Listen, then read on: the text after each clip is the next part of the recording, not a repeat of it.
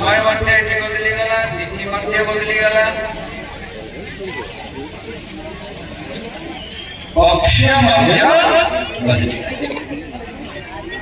भगवान श्री राम आसिले कृष्ण पक्ष मध्य अष्टम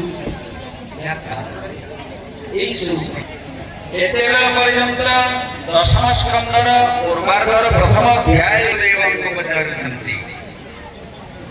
हे गुरुदेव, हे भगवान, आपण वर्तमान पर्यंत कथित वंश विस्तार भवता सोम सूर्य आपण एते पर्यंत चंद्रवंशी राजा मानकर एवं सूर्यवंशी राजा मानकर वंशर विस्तार संबंध ने कही आसुथिले।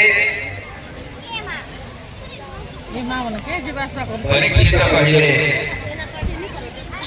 जे मु सुनिकरी जे सब जानिली हमर चंद्रवंश सूर्यवंश रे ये आसिले दुईटा वंश